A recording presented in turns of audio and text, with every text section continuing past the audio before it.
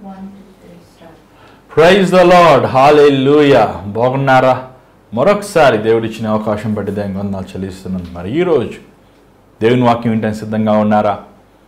మరి దేవుడు మన పట్ల ఎంత కృప చూపిస్తున్నాడు. మీ ఎంతమందికి దేవుని కృప అలవాటైపోయిందేమో, దేవుని కృప మీకు చులకనగా ఉందేమో, కానీ ఎంతోమంది ఈరోజు మరణించున్నారు.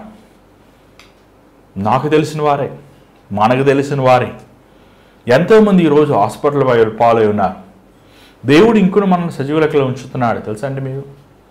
ఇంకా నాకు కారు లేదు, నాకు సొంత ఇల్లు లేదు, నేను ఇంకా ఎగ్జామ్ క్లియర్ చేయలేదు, నేను ఇంకా అమెరికాకి వెళ్ళలేదు, నాకు ఇంకా పెళ్లి కాలేదు, నాకు గర్భఫలం లేదు, ఇంకా నేను అది జరగలేదు, ఇది జరగలేదు అని మీరు అనేక వాటివి లేని వాటిని చూసి సనుగుతున్నారు. కానీ దేవుడు నిన్ను ఇంకను ప్రేమించి ఆయన జీవముని నీలో ఉంచి నిన్ను కీర్తించేవాడుగా చేస్తున్నాడు. దాన్ని బట్టి దేనికి వందనాలు చెల్లిస్తున్నారా? నా ప్రాణమా యెహోవాను సన్నుతించుము, ఆయన చేసిన ఉపకారములో దేనిని మరువకము. ఆశీర్వాదానికి, దీవెనకి, నీ జీవితములో సంపూర్ణమైన దేవుని చిత్తముని పొందుకుంటానికి ఫస్ట్ స్టెప్ ఏంటంటే ఆయన చేసిన ఉపకారములని దేనిని మరువకము. మరి ఈరోజు దేవుడు మన పట్ల ఎన్నో ఉపకారములు చేసి ఉన్నాడు. ఈరోజు మనం భోంచేసి ఉండటానికి స్థలం, మనల్ని ప్రేమించేవారు మనకి దేవుడు ఇచ్చి ఉంటే, ఈ లోకములో 25% మంది కోటీశ్వరులో మనము కూడా దేవుడు మన పట్ల కృప కలిగి ఉన్నాడు. మరి పరిస్థితులన్నీ సమాధాన పడుతున్నట్టున్నాయి.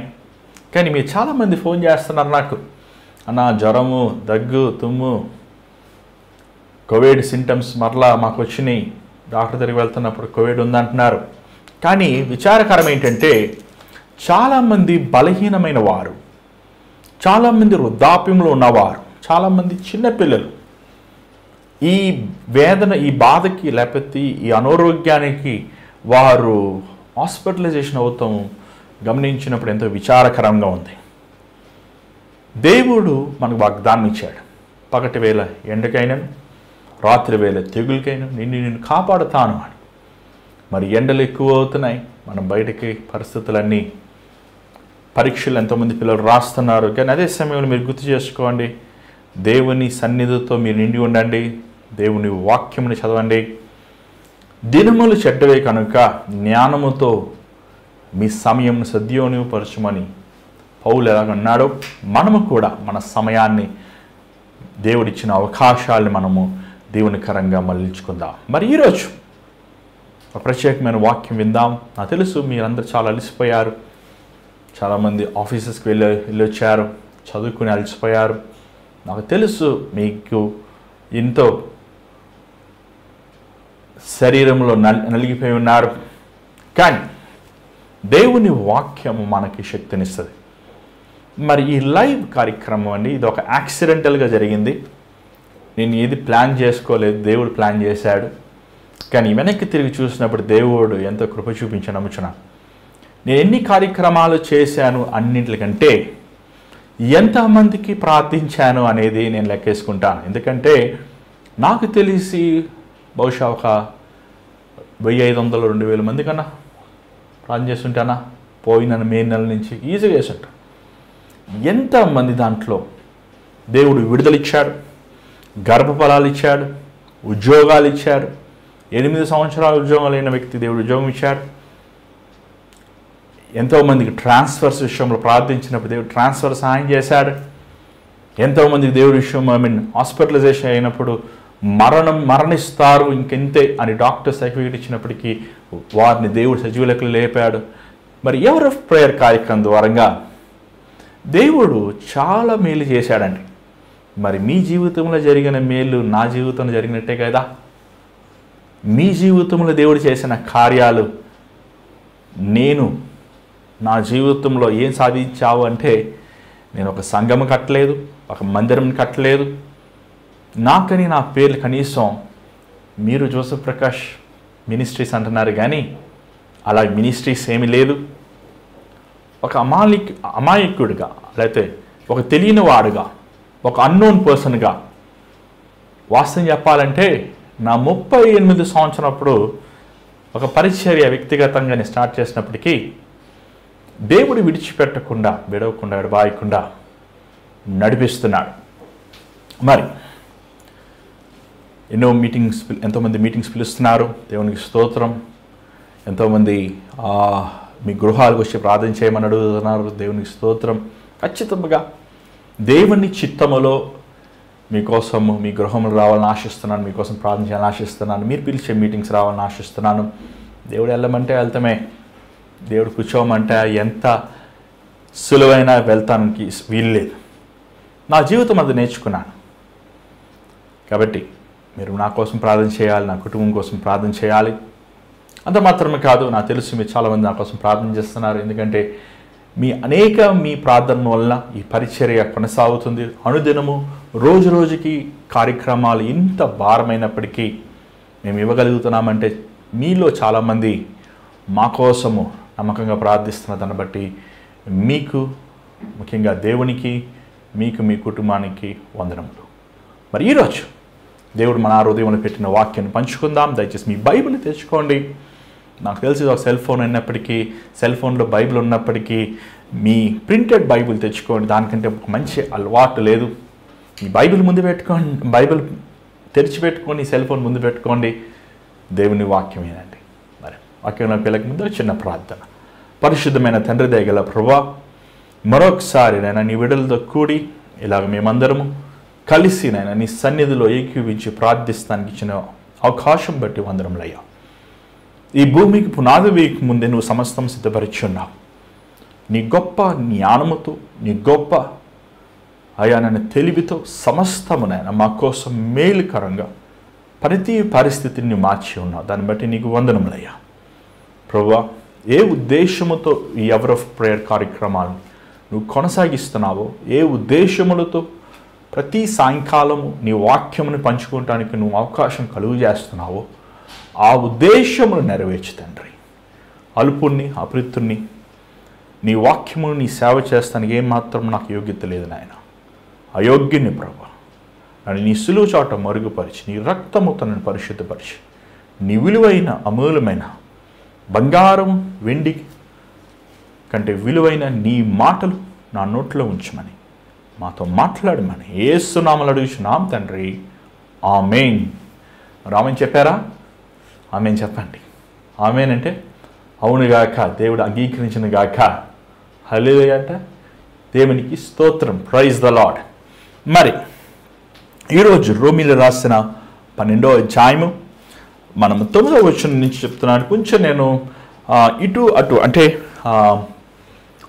మొదటి కొరింథీలో ధ్యానిస్తున్నాం, రోమాలో ధ్యానిస్తున్నాం. సో ఒకేసారి 2 పత్రికలు మీ మధ్యకి నేను వాక్యం బోధిస్తున్నాను. మార్చి తీసుకొస్తాను. ఎందుకంటే సీక్వెన్స్లో వెళ్తానికంటే కొంచెం నాకు ఇది కన్వీనియంట్గా ఉంది. అంత మాత్రమే కాదు, ఒకే సబ్జెక్ట్లో వెళ్తానికంటే కొంచెం బ్రేక్ ఇచ్చి మరలా మీకు రిఫ్రెష్ చేస్తానికి అనుకూలంగా ఉంటుంది. అది మీరు వినటానికి కూడా ఆస్కారంగా ఉంటుంది. మరి ఈరోజు 12వ అధ్యాయం 9వ వచనం చదువుదామండి. దయచేసి బైబిల్ ఉన్నవారు చూడండి, లేనివారు ఆలకించండి. మీ ప్రేమ నిష్కపటమైనదై ఉండవలెను. చెడ్డదాన్ని నశయించుకొని మంచిదాన్ని హత్తుకొని ఉండుడి. సహోదర ప్రేమ విషయంలో ఒకని యందొకడు అనురాగం గలవారే, ఘనత విషయంలో ఒకరినొకడు గొప్పగా ఎంచుకొనుడి. చాలు. ఇక్కడ పౌలు మనం చూస్తున్నాం ఏంటంటే, అది రోమా సంఘం అవనవండి, కొరింథీ సంఘం అవనవండి, ఎఫెసీ సంఘం అవనవండి, గలేషియన్స్ పత్రికలో అవనవండి, అది పౌలు ఎక్కువగా ఎంఫసిస్ చేసేది, లేకపోతే ఎక్కువగా ప్రకటించేది, లేకపోతే ఎక్కువగా చూపించేది ప్రేమ. క్రీస్తు ప్రేమ, అగాపే ప్రేమ. తన బోధనలో, తన ప్రసంగములో, తన జీవిత విధానములో ప్రేమ గురించి బోధిస్తూ మాత్రమే కాదు, ప్రేమని తను జీవించి చూపిస్తాము మనము గమనిస్తున్నాం. ఈరోజు చాలామంది ఒకటి అనుకుంటున్నారు, ప్రేమ అంటే ఏది అడిగితే ఇది చేయాలి, ప్రేమ అంటే మనం చెప్పిందంత చేయాలి, ప్రేమ అంటే ఏదో నాకు బానిస అయిపోవాలి, అది కాదు ప్రేమ. ప్రేమ అంటే మనం నిజంగా ఒక వ్యక్తిని మనం ప్రేమించినప్పుడు ఆ వ్యక్తిని మనము సరిదిద్దుతాం, ఆ వ్యక్తిని మనం క్రమశిక్షణలో నడుపుతాం. ఆ వ్యక్తిలో ఉన్న లోపములు, ఆ వ్యక్తిలో ఉన్న బలహీనతలు మనము ప్రేమగానే, అంటే తను బాగుపడాలి అన్న ఒక వాంఛతో ఒక తల్లి తన బిడ్డతో ఎలా చెప్తుందో అలాగా మనల్ని వాళ్ళని హెచ్చరిస్తూ, దిద్దుతూ, సరిచేస్తూ, ఆదరిస్తూ వారిని మనం క్రీస్తులోకి నడిపిస్తాం. ప్రేమ అంటే నేను ప్రేమిస్తాను కాబట్టి మనం సిగరెట్ తాగమంటే అది కాదు, అది ఆ ప్రేమ కాదు. ప్రేమ పవిత్రమైనది, క్రీస్తు ప్రేమ కల్మషము లేనిది. అదే సమయంలో క్రీస్తు తనను ప్రేమించే మన కోసం తన శ్వాసనిచ్చాడు. పౌలు రోమా సంఘానికి ఒక ముఖ్యమైన మాటలు చెప్తున్నాడు. ఎందుకంటే ఇక్కడ రోమా సంఘంలో ఉన్నవారు వీరు ప్రేమిస్తున్నారు, కాదంటలేదు. వీరు ప్రేమిస్తున్నారు, బాగున్నారా బ్రదర్, బాగున్నామా, వీళ్ళ అన్నం వారికి పెడుతున్నారు, వారి అన్నం వీరు తింటున్నారు, వారికి ఏదైనా ధన సహాయం కావాలంటే వీరు ఇస్తున్నారు, వారి సహాయం వీరు పొందుకుంటున్నారు. కానీ వీరి ప్రేమ ఎలా ఉందంటే కపటమైన ప్రేమగా ఉంది, లాభరీతమైన ప్రేమగా ఉంది. చూడండి, మనము ఈరోజు చాలామందిని ప్రేమిస్తాం. ఒక ఎమ్మెల్యే గారిని మనం ప్రేమిస్తాం.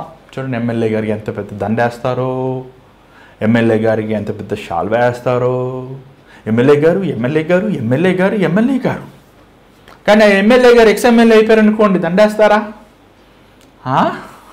ఆ ఎమ్మెల్యే గారు ఓడిపోయారనుకోండి ఎలక్షన్లో, అయిపోయింది ఆయన పని. అంటే ఎందుకు నువ్వు ఇంతసేపు ప్రేమించింది? ఎందుకు నువ్వు ఆయన వెనకాల వెళ్ళింది? ఆయన ఉన్న అధికారం నిమిత్తము నువ్వు ఆశించింది ఏంటంటే నువ్వు ఏదైనా లాభం పొందాలని. ఈరోజు మనుషులైన మనం ప్రేమిస్తున్నాం. ఎలా ప్రేమిస్తున్నాము? వారి దగ్గర నుంచి లాభం పొందాలి. ఒక ఆయన అన్నాడు, నా టాలెంట్ ఏంటో మీకు తెలుసా అన్నాడు. తెలియదు అయ్యా అన్నాడు. బిస్కెట్ వేసి కుక్కకే దాన్ని కుక్కలాగా, అంటే మనుషుల్ని కుక్కలాగా తిప్పుతానండి అన్నాడు. అంటే ఏంటి? అంటే మనుషులు కుక్కలా అండి? అదే బిస్కెట్ అండి, పడేయండి, ఒక 100 రూపాయలు కట్ట. వాళ్ళే మీ వెనకాల చుట్టూ తిరుగుతారు. పడేసేయండి, అధికారులకు డబ్బులు పడేసేయండి, పాస్టర్లకు డబ్బులు పడేయండి, ఏం డబ్బులు పడేయండి, కుక్కల్లాగా వాళ్ళే తిరుగుతుంటారు మీ వెనకాల. ఏంటంటే అండి, అంటే ఈయన ప్రేమిస్తున్నాడు. ఏం ప్రేమైంది? బిస్కెట్, కుక్కకి బిస్కెట్ వేస్తున్నట్టు మనుషుల్ని కుక్కల్లా చూస్తాం. చూడండి, యేసుప్రభు ఎవరికి బిస్కెట్లు వేయలే, యేసుప్రభు ఎవరికి డబ్బులు పడేయలేదు. అసలు యేసుప్రభు దగ్గర ఒక దేనారు కూడా లేదు. అంత పేదవాడు యేసుప్రభు చెప్పాలండి. యేసుప్రభుని అడిగేవారు, నువ్వు పన్ను కట్టవా? నేను కట్టను అనలేదు. ఆయన అన్నాడు, అయ్యా సృష్టి అంతా నాది, నేను చేసిన వాడు నన్ను పన్ను అడుగుతా అని పేతురుతో అంటాడు. ఏమని? పేతురు నువ్వే వలయి చాప నోట్లో ఉంటుంది, నీకు నాకు వెళ్ళి పన్ను కట్టాయి అని. అంటే దేవుడు మనల్ని ప్రేమించినప్పటికీ ఆయన ఏ విధంగా మనల్ని ప్రేమించాడు చెప్పండి? శిష్యులకి ఏమన్నా యేసుప్రభు మందిరాలు కట్టించాడా? శిష్యుల్ని ఏమన్నా మీరు సెటిల్మెంట్ అవ్వాలయ్యా, వాక్యం ఎలా చెప్పాలయ్యా, ఇలా మీరు స్కీమ్స్ పెట్టాలయ్యా? ఏమంటే ఈరోజు ఎన్ని స్కీమ్సో, మీ ఫోటో పెట్టంట, మీ బయోడేట్ పెట్టంట, చెయ్యి పెట్టంట, ప్రార్థన చేస్తారంట. నువ్వేమో సినిమాలు చూస్తావు, నువ్వు సిగరెట్లు తాగుతావు, ఇష్టం వచ్చి ఆశాలు వేస్తావు. ఏమండి ఆ స్కీములు పెట్టలేదే యేసుప్రభు? తనను అడిగిన ప్రతి వారిని స్వస్థపరిచాడే, తనకు మొరపెట్టిన ప్రతి ఒక్కరికి జవాబిచ్చాడే, తన దగ్గర నుంచి మనుషుల దగ్గర నుంచి ఏమి ఆశించలేదే. 3 రోజులు ప్రసంగం చెప్పాక, ప్రభు మీ దగ్గర ఏమన్నా ఉంటే ఇవ్వండి అంటే ఆ చిన్న బాలుడు వచ్చి తీసుకొచ్చాడు 5 రొట్టెలు 2 చేపలు. అంటే వీళ్ళు ఎంతగా యేసుప్రభుని నమ్మారో చూడండి. అసలే హోటల్ లేవు, క్యాంటీన్ లేవు, ఉన్న పులిహారాన్నం కూడా యేసుప్రభుకి ఇచ్చేస్తే మరి మా సంగతి, ఉన్న వాటర్ కూడా మేము తాగేస్తే మా సంగతి చెప్పండి, నిజం చెప్పండి. ఖచ్చితంగా ఎవరి దగ్గర ఉండదా? ఉండే ఉంటుంది. కానీ ఆ బాలుడు వచ్చాడు. ఎందుకు యేసుప్రభు ఎందుకు వచ్చాడు? పాపం ఆయన చెప్పిన వాక్యం అర్థమైందో లేదో నాకు తెలియదు, కానీ ఎలాగా ఆ రొట్టె, ఆ చేపలు ఎండిపోయినాయి, అది బూజు పెట్టేసినాయి, అది ఎలా తింటానికి పనికిరావు, సరేలా ఎలా పడేయలేము, యేసుప్రభు అడుగుతున్నాడు అని ఆ బాలుడు తీసుకొచ్చి యేసుకి ఇచ్చాడేమో. కానీ ప్రభు దాన్ని ఏం చేశాడు తెలుసా? ఏమండి, ప్రేమ కలిగిన వాడు ప్రేమలో కపటం ఉండదండి. ఈరోజు మనుషులు మనల్ని ఎలా ప్రేమిస్తున్నారంటే కపటముతో ప్రేమిస్తున్నారు. పౌలు అందుకే అంటున్నాడు, let your love be sincere. తెలుగులో ఏముందో చూడండి, 9వ వచనం చదవండి. 12వ అధ్యాయము 9వ వచనం. మీ ప్రేమ నిష్కపటమైనదై ఉండవలెను, చెడ్డదానిని అసహించుకొని మంచి దానిని హత్తుకొని. చూడండి, నువ్వు నిజంగా ప్రేమిస్తున్నావంటే యేసయ్యని, నువ్వు ఈ లోకాన్ని అసహించుకోవాలయ్యా. నువ్వు నిజంగా ఒక సహోదరుని ప్రేమిస్తున్నావంటే ఆయన చేతిలో ఉన్న సారాయి పాటలు నువ్వు అసహించుకోవాలి. ఆయన చేతిలో ఉన్న ఆ సిగరెట్ నువ్వు అసహించుకోవాలి. ఆయన చేస్తున్న ఆ దుర్మార్గమైన కార్యం అసహించుకోవాలి. కానీ ఆ వ్యక్తి కోసం మనం ప్రార్థించాలి. చూడండి, ప్రేమ అంటే చాలామంది మీరు ప్రేమిస్తున్నారన్నారు, మాకు మీరు సహాయం చేయరేంటి? దేవుడు నాకు అలా చెప్పలేదే. దేవుడు ఏం చెప్తారో నేను చేయాలి కదా. దేవుడు నాకు చెప్పింది ఒకటే, నువ్వు ప్రార్థన చేయి, నువ్వు ప్రార్థన చేయి, నేను ఇస్తాను. నువ్వు ఎంతమందిని నువ్వు పోషిస్తావు? ఇదే ప్రశ్న అడిగాడు దేవుడు. నువ్వు దేవుడా చెప్పు, ఎంతమందికి నువ్వు ఉద్యోగాలు ఇస్తావు? ఎంతమందికి నువ్వు అన్నదానాలు చేస్తావు? నువ్వు ఎంతమందిని డాక్టర్లాగా ట్రీట్మెంట్ ఇస్తావు? చెప్పండి. నేను చదువుకున్నాను, నాకేమొచ్చు? నేను ఏమివ్వగలను? నేను దేవుడిని కాదు కదా. కానీ దేవుడు నాకు ఇచ్చిన కృప ఏంటంటే, యేసయ్య నామములో నేను ఏది ప్రార్థిస్తానో అది నెరవేరే కృపనిచ్చాడు. ఒక సేవకుడికి దేవుడు ఇచ్చిన కృప అంతేనండి. ఒక సేవకుడికి దేవుడిచ్చిన శక్తి అదే. దేవుడు మిమ్మల్ని నాకు ఇచ్చిన ఆ కృప ద్వారంగా, దేవుడిచ్చిన కనికరము ద్వారంగా మీకోసం నేను ప్రార్థించినప్పుడు, నేనన్నా కాదు, ఏ సేవకుడికైనా అదే. ఏమండి, ప్రార్థించినప్పుడు దేవుడు మీకు సహాయం చేస్తాడు. నేను చాలాసార్లు గమనించానండి. మన ఈ కోవిడ్ ఫస్ట్ వేవ్లో కొంతమంది దేవుని సేవకులు ఫోన్ చేసి, అయ్యా బాబు మేము కష్టంలో ఉన్నామయ్యా, బాధలో ఉన్నామయ్యా, సాయం చేయండి, ఆదుకోండి అంటే, నేను అదే పరిస్థితిలో ఉన్నా. సరేలే, పాపం వాళ్ళు కష్టంలో ఉన్నారని తెలిసిన వారికి చెప్పి, అయ్యా పాస్టర్ గారంట పాపం కష్టంలో ఉన్నారంట, 100 మంది సంఘం అంట, లాక్డౌన్ వల్ల సంఘం లేదంట అంటే, వాళ్ళు తెలిసిన పాపం వాళ్ళకి కుదిరిన బియ్యము పప్పులు సహాయం చేశారు. సెకండ్ వేవ్లో కూడా మరలా నాకు ఫోన్ చేస్తాను స్టార్ట్ చేశారు. ఇదేమైంది, మొదటిసారి తీసుకున్నవారు ఇంకొక 10 మందికి తెలియపరిచారు. అందరూ నాకు ఫోన్ చేస్తున్నారు, ఏంటి ప్రభా ఇది, అసలు నా సంగతే నాకు అర్థం కావట్లేదు. ఆయన 100 మంది సంఘం అంటున్నారు, నాకు ఒకటి కూడా లేదు సంఘం. ఏమండి, ఏంటి ప్రభా ఇది అంటే, నువ్వు ప్రార్థన చెయ్యి, ప్రార్థన చెయ్యి, ప్రార్థన చెయ్యి. ప్రార్థన అంటే చులకనండి మీకు. నిజంగా మనం ఒక వ్యక్తిని ప్రేమిస్తున్నామంటే ఆ వ్యక్తి కోసం మనం ప్రార్థించాలి, ఉపవాసం ఉండి ప్రార్థించాలి, కన్నీటితో మనం ప్రార్థించాలి. ఈరోజు మనం నిజంగా ఎంతోమంది మనం అంటే నాకు ఇష్టం అంటున్నాం, కానీ వారి గురించి మనం ప్రార్థిస్తున్నామా? మన తల్లిదండ్రుల గురించి మనం ప్రార్థిస్తున్నామా? మన భాగస్వామి కోసం మనం ప్రార్థిస్తున్నామా? మన బిడ్డల కోసం మనం ప్రార్థిస్తున్నామా? మన రక్త సంబంధాల వారి కోసం మనం ప్రార్థిస్తున్నామా? నా దృష్టిలో అండి, నాకు కోపం వస్తే వారి కోసం ప్రార్థన చేయను, అంతే. అంతే. అంటే వాడికి విమోషన్ లేదు.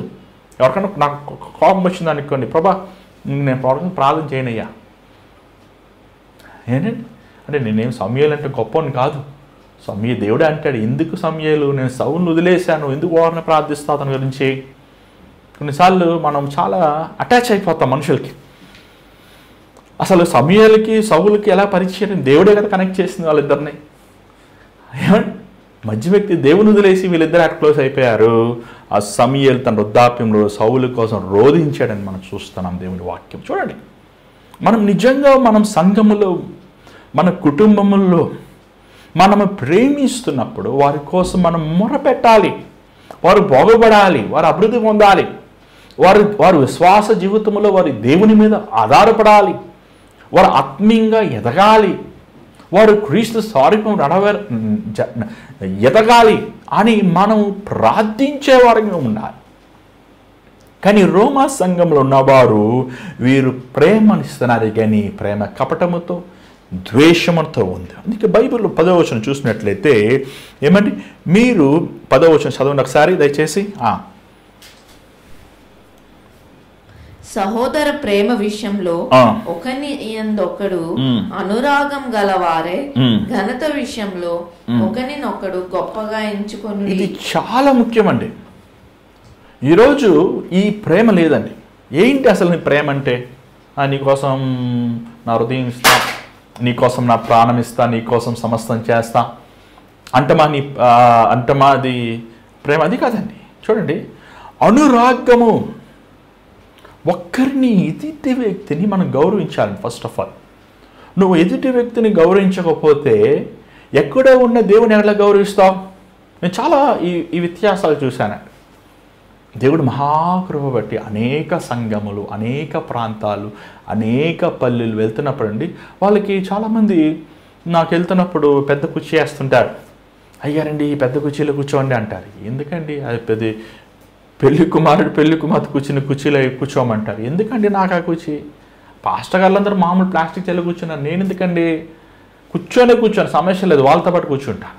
అంటే ఎందుకు మనం కూర్చోవాలి? మనం ఎదుటి వారిని గౌరవించాలి. మొదటగా వారు పల్లెటూరులో అయినప్పటికీ, వారు సామాన్యమైన వారు అయినప్పటికీ, వారికి ఒక చదువు విద్య లేనప్పటికీ వారు గనులు, వారు విలువైన వారు. చూడండి, క్రీస్తు మనసు అనేది ఎదుటి వాడంగా నువ్వెవడరా నా చెప్తానికి అన్నప్పుడే నువ్వు పడిపోయావు. నాకంతా వచ్చు, నాకంతా తెలుసు, నేను అంతా సాధించాను అన్నప్పుడే నీ లైఫ్ ఇంకా అంతే. నువ్వు సాతాను బంధువులు, స్నేహితులు. క్రీస్తుతో నడిచినప్పుడు అండి మనం ఎదుటి వాడిని విలువగా ఎంచుతాం. యేసుప్రభు ఎంత గొప్పవాడు చెప్పండి. అసలు యేసుప్రభు ఎందుకు ఆ వ్యభిచారంలో పట్టబడిన స్త్రీతో మాట్లాడాలి? అసలు ఎందుకు యేసుప్రభు ఆ కుష్ఠరోగితో మాట్లాడాలి? పేతురు చూసుకో అనొచ్చు కదా. ఈరోజు చూడండి, పాస్టర్స్ యేసుప్రభు అన్న దొరుకుతారు కానీ ఈరోజు పాస్టర్లు దొరకరు. పాస్టర్ గారుల గన్మెన్ ఏంటండి? పాస్టర్ గారి సెక్యూరిటీ ఏంటి? పాస్టర్ గారికి ఎస్కాట్ ఏంటండి? అంటే ఏంటి? నువ్వు పాస్టర్తనం చేస్తున్నావా? నువ్వేమన్నా రాజకీయం నడిపిస్తున్నావా? లేకపోతే రౌడీయిజం చేస్తున్నారా? ఎందుకండి పాస్టర్ సెక్యూరిటీ? అసలు పాస్టర్లకి సెక్యూరిటీ ఏంటి? నాకు అర్థమే కాదు. నాకు అర్థమే కావట్లేదు. ఎవడన్నా కత్తి వచ్చి పొడిస్తే పొడిపించుకో. పొడిపించుకోలేదా శిష్యులు? ఏమంటే యేసుప్రభు సెక్యూరిటీ పెట్టుకుంటే అసలు యేసుప్రభు సిలువ వేసే ఉండేవారండి. 5,000 మంది ఆహారం పెట్టినప్పుడు మీరందరూ Z+ సెక్యూరిటీ అని అందరికి కత్తులు కటారాలు ఇచ్చింది. అసలు యేసుప్రభు సిలువ వేసి ఉండేవారండి. ఈరోజు ఈ తతంగం ఇదంతా ఈరోజు మనం చూస్తున్న పరిస్థితులండి. అసలు అంతా ఇది వాక్యానుసారమైనవి కావండి. దయచేసి ఇవన్నీ మనం నోట్ చేసుకోవాలి. ఎందుకంటే అంచె దినముల్లో అబద్ధ ప్రబోధకులుగా ఉంటారు. చాలామంది నేను చూశానండి. మా నాన్నగారి పరిచయాల్లో ఆ ముసలమ్మలు పాపం వాళ్ళకి వేసుకుంటే చొక్కా కూడా ఉండదు. వాళ్ళకి ఎంతో దీనమైన స్థితిలో వస్తారు. వారు కానుకలు తీసుకుని ఇచ్చినప్పుడు, ఈరోజు నేను ఒక దేవుని సేవకుడు కుమారుడు, మా నాన్నగారు ఆ కానుకలు ఎంత విలువగా ఇచ్చుతారు తెలుసా అండి.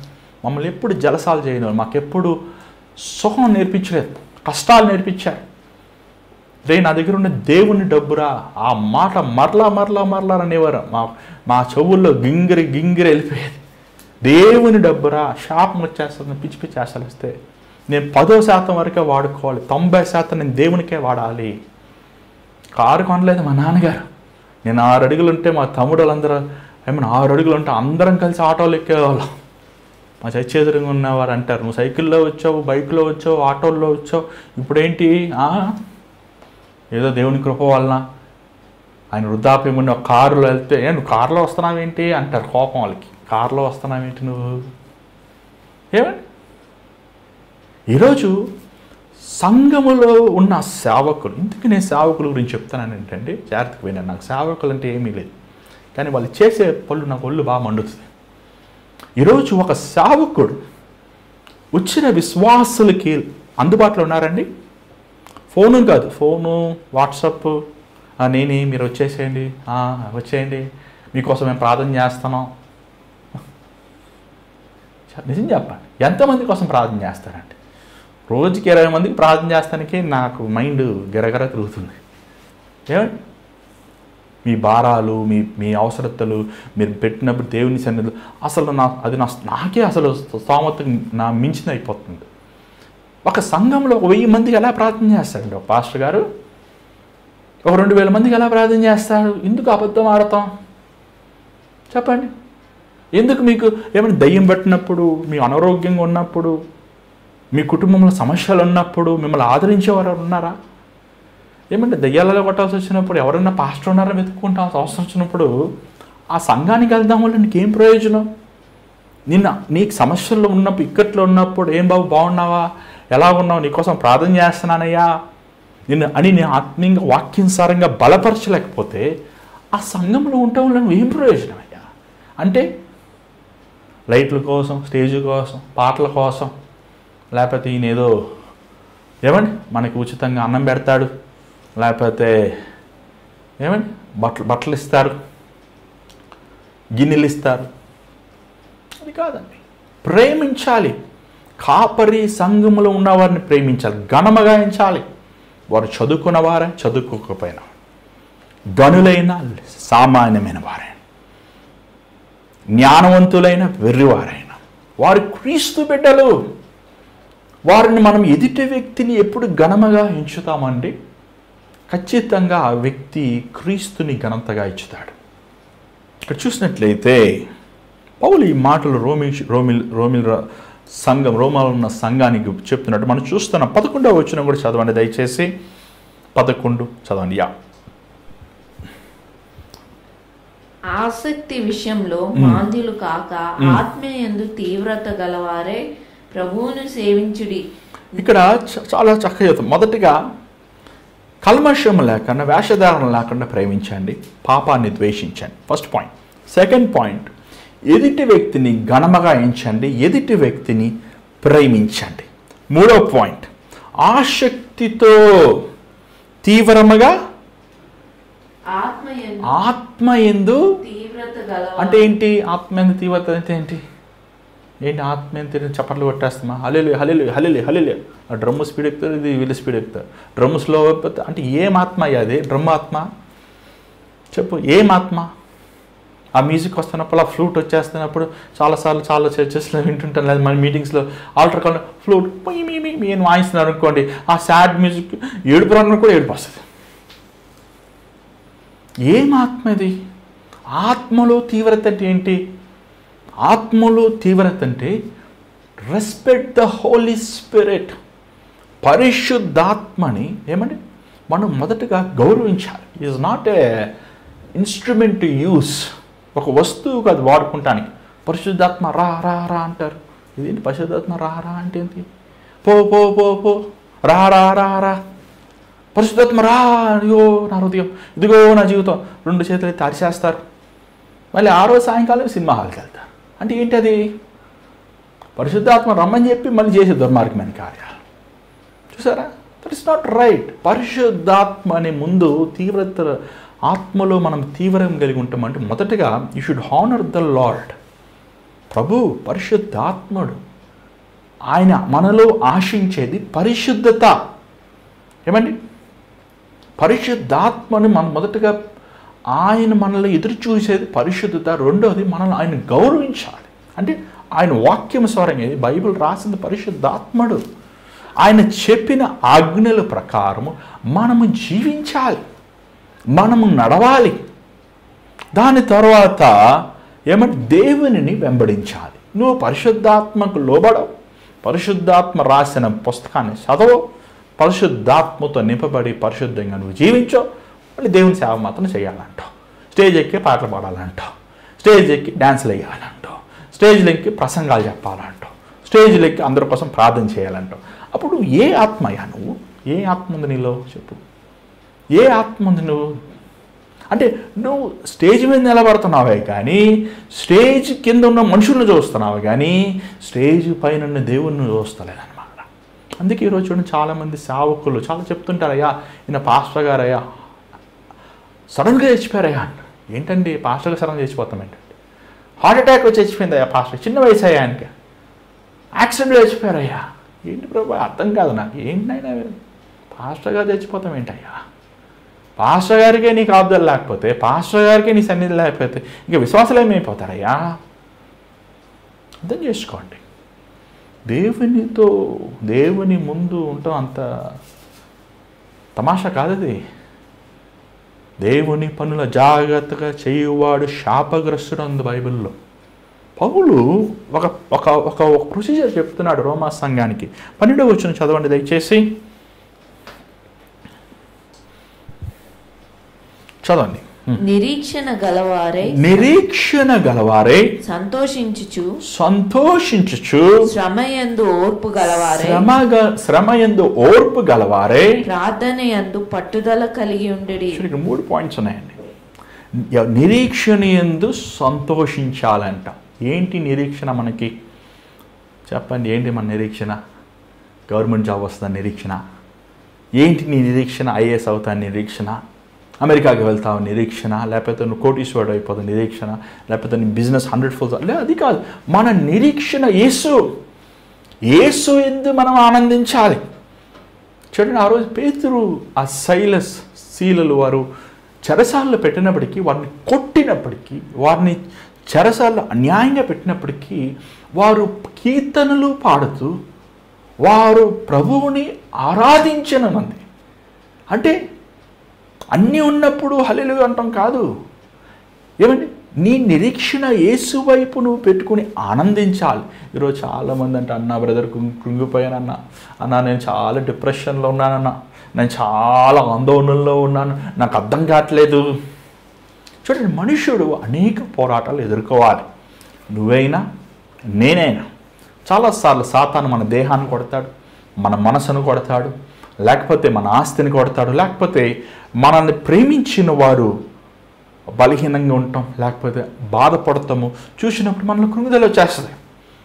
కానీ ఆ కృంగిన సమయంలో మన నిరీక్షణ యేసు యందు మనం ఆనందించాలి. చూడండి, నీ హృదయంలో ఉన్న ఇన్నర్ పీస్, నీ హార్ట్ ఉంది, హార్ట్ సింబల్ మీద తెలుసా? ఆ హార్ట్కి దేవుడు కంచేశాడు. ఆ హార్ట్లో ఏమండి ఎప్పుడు ఏముండాలి తెలుసా అండి?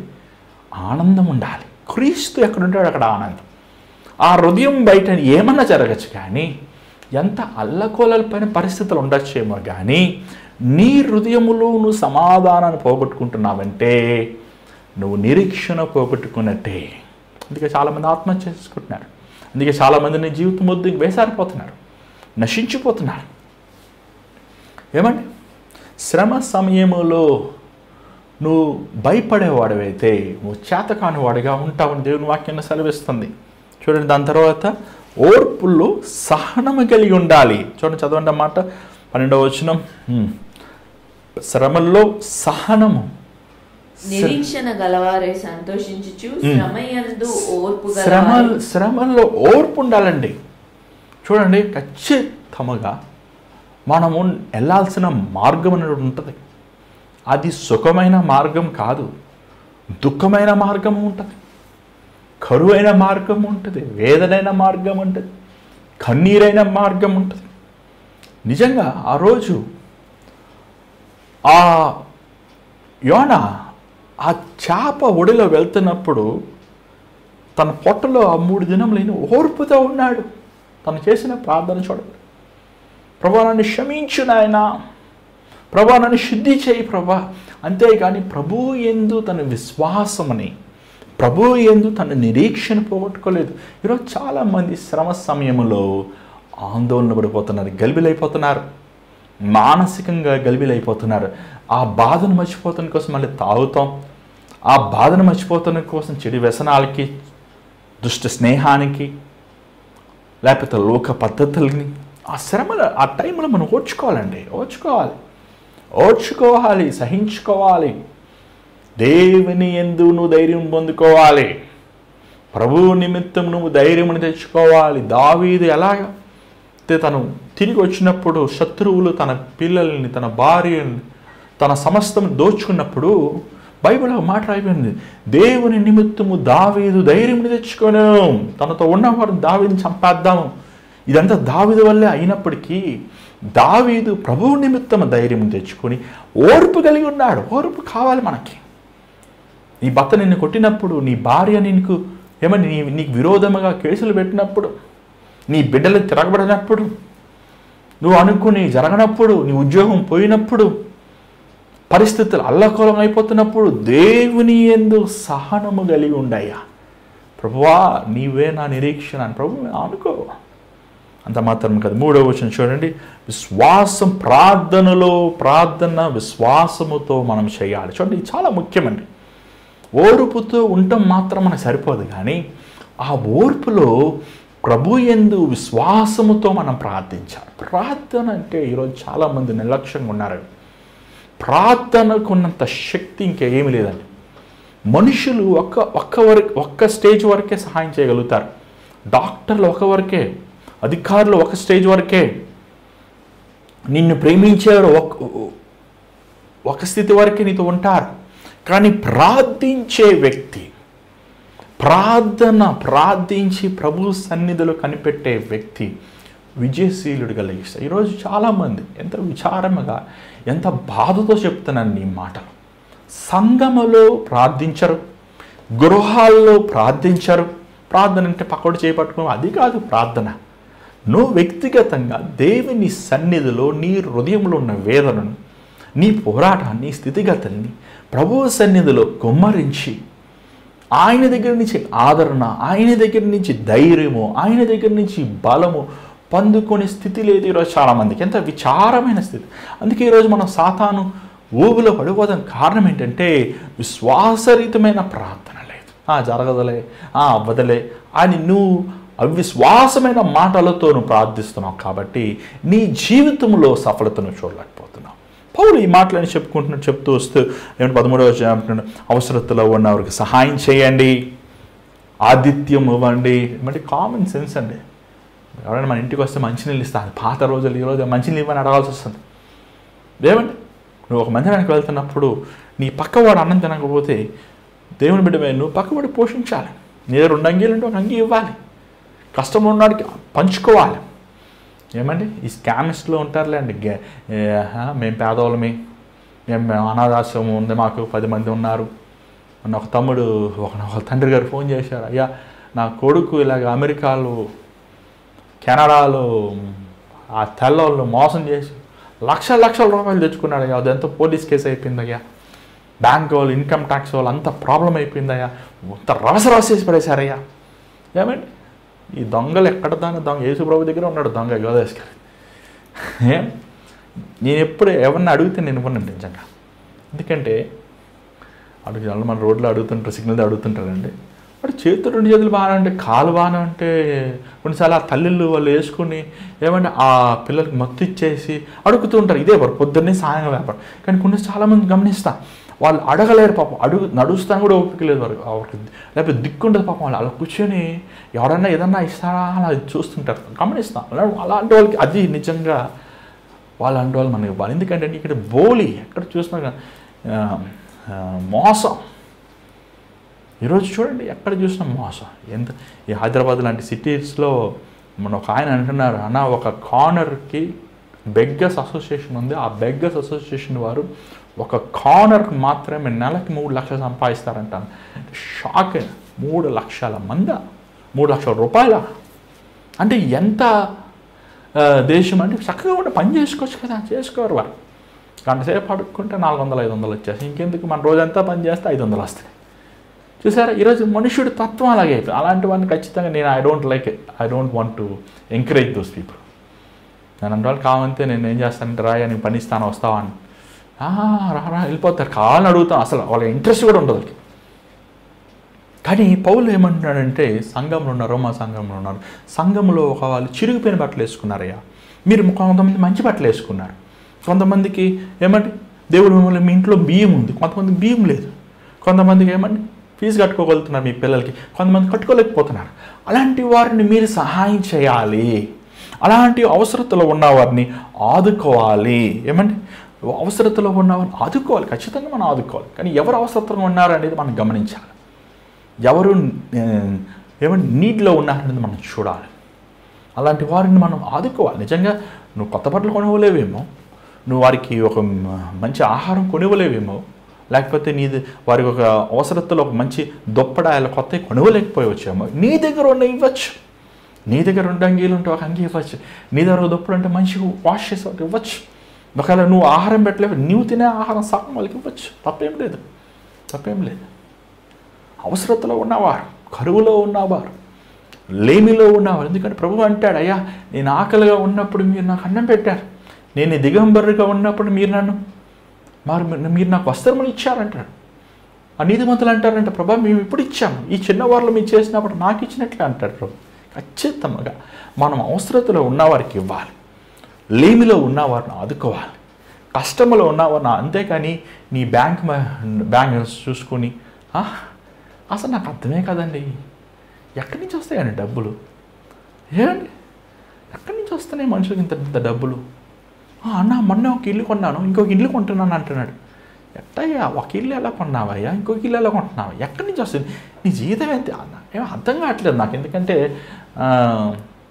యథార్థముగా పొద్దున్నే సాయంకాలం పనిచేసిన వాడికి ఏమని ఎన్ని ఇల్లు కడతారు చెప్పండి వాళ్ళు అంటారు. కానీ ఈరోజు చూడండి, మనుషుడు స్వార్థప్రియుడు. దేవుడు నీకు అధికముగా ఇస్తున్నాడు అంటే అధికముగా లేని వారు నువ్వు ఆదుకోవాలి, ఖచ్చితంగా ఆదుకోవాలి. నువ్వు సమాజంలో దేవుడు నిన్ను ఒక ఉన్నతమైన స్థాయిలో పెట్టాడంటే నీ గ్రామంలో, నీ పల్లెలో, నీ ఊరిలో, నీ పట్టణంలో బలహీనమైన వారికి ఇవ్వాలి, ఖచ్చితంగా ఇవ్వాలి. పౌలు ఆ విషయాలు చెప్తున్నాడు. అంత మాత్రమే కాదు, 14వ వచనం చదవండి దయచేసి.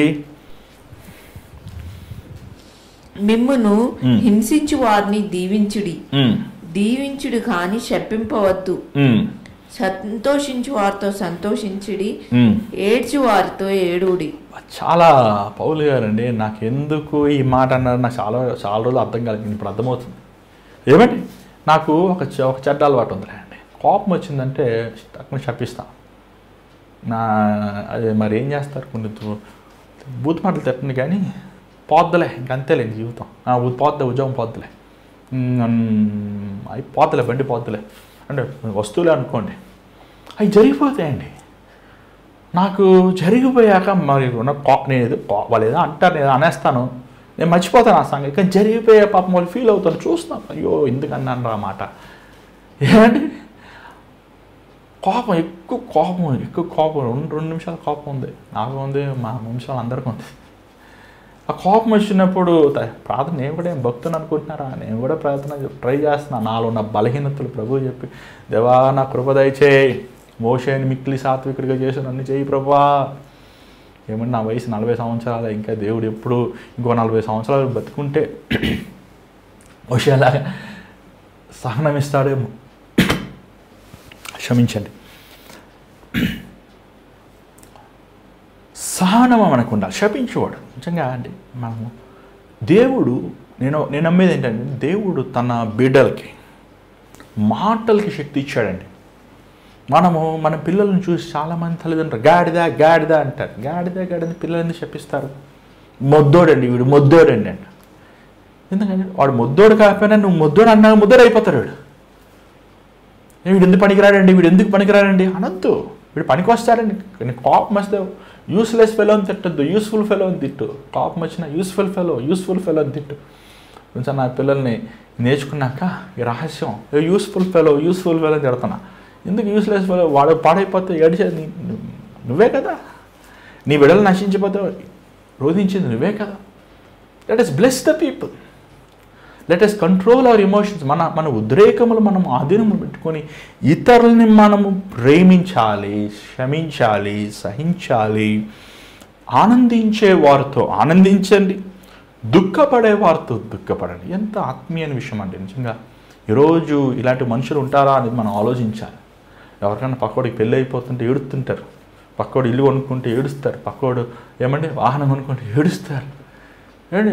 మనకి we should show the ఒక మనుష్యుడికి ఇంకో మనుష్యుడికి వారు ఎవరైనా వాళ్ళు ఎలాంటి వారో మనకు అది అవసరం లేదు. వారు బాధలో ఉన్నప్పుడు ఒక కామన్ కర్టసీగా మనం ఏం చేయాలి అంటే మనం బాధపడాలి. దేవుడు మనం అలా చేశాడు. వాడు అంతేలే బాగా కుదిరింది అని నువ్వు అంటాం వల్ల ఏం ప్రయోజనం?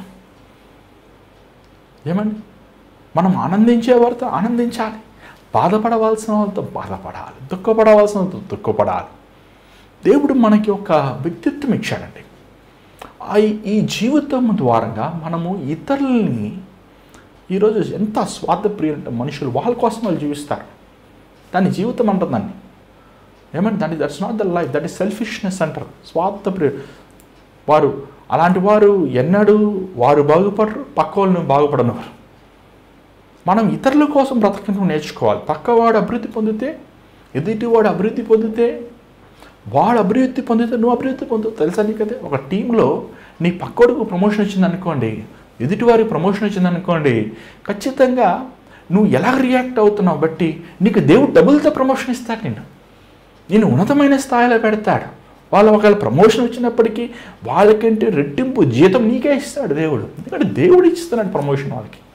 అంతేకాని నువ్వు వారి మీద ఆయాసపడతాం, వారి మీద నువ్వు బాధపడటం వల్ల ఏం ప్రయోజనం? ఇక్కడ పౌలు 16వ వచనం చూసినట్లయితే ఏమంటున్నాడు చూడండి, చదవండి. ఏడ్చే వారితో ఏడుడి, ఒకనితో ఒకడు మనసు కలిసి ఉండుడి, హెచ్చు వాటి అని. చాలా చక్కని మాట. మీరు ఒకరితో ఒకరు మనసు కలిసి ఉండేది. చూడండి, ఈ మాటలు మనం లోకస్తులతో కుదరదండి. మనం లోకస్తులతో మనసు ఎలా కలుస్తాం? మన మనసు వాడేమో సిగరెట్లు అంటాడు, వాడేమో సారాయి అంటాడు, వాడు అప్పుల గురించి మాట్లాడతాడు, సినిమాల గురించి మాట్లాడతాడు, వ్యభిచార కామకార్యాల గురించి మాట్లాడతాడు. మనం ఎలా కలవు మన మనసు? పౌలు చెప్పే విషయాలు సంఘంలో ఉన్న వారి గురించి చెప్తున్నాడు. క్రీస్తు రక్తముతో కడగబడిన వారు, క్రీస్తు రక్తము ద్వారా పరిశుద్ధపరచబడిన వారు, ప్రభు బలలో పాలు పొందే వారి గురించి పౌలు ఈ వాక్యాన్ని బోధిస్తున్నాడు, ఈ మాటలను బోధిస్తున్నాడు. మీరు ఇతరుల కంటే తక్కువగా ఎంచుకోండి. ఇది చాలా చాలా చాలా ఇంపార్టెంట్ పాయింట్. యేసు ప్రభు చెప్పబడిన రాత్రి, సిలువకు వెళ్ళక ముందు రాత్రి శిష్యులు పాదాలన్నీ కడిగాడండి ఆయన. అసలు అది మామూలు విషయం కాదండి. అసలు అది మామూలు విషయమే కాదు. మీరు ఎన్ని మతాలు ఉన్నాయో, ఎన్ని గ్రంథకథాలు ఉన్నాయో అన్ని పుస్తకాలు వెతకండి. దేవుడు అనబడిన వారు శిష్యులు పాదాలు కడిగాడా? లేకపోతే ఏమని వాళ్ళకంటే తక్కువ కడిగించుకున్నారు కానీ కడగలేదు. ఎవడైనాడు? ప్రభు అన్నాడు. ఎవడైనాడు నాయకుడిగా గొప్పవాడిగా ఉండాలంటే వాడు దాసుడిగా ఉండాలన్నాడు. He must be a servant. English Bible King James వర్షన్లో ఏమన్నదంటే బానిసగా ఉండాలని ఉంది. అసలు అందుకే పౌలు అంటాడు, నేను యూదులకు బానిసగా ఉన్నాను, అన్యులకి గ్రీకులకి బానిసగా ఉన్నాను, మీకు బానిసగా ఉన్నాను, అందరికీ బానిసగా ఉన్నాను. ఎందుకంటే నేను అందరినీ క్రీస్తు కోసం సంపాదిస్తాం కోసం. ఎంత పెద్ద ఆ మనసు చూసారా? ఈరోజు తగ్గించుకోలేకపోతున్నాం మనం. ఈరోజు ఎదుటి వాడిని వాడిని కించపరిస్తే, వాడిని అవమానపరిస్తే, వాడిని నిందిస్తే మనం గొప్ప అనుకుంటున్నాం. ఎదట గొప్ప అవుతుంది. నీ సొంత కొడుకుని నువ్వు అవమానపరిస్తే, నీ సొంత తండ్రిని నువ్వు అవమానపరిస్తే, నీ సొంత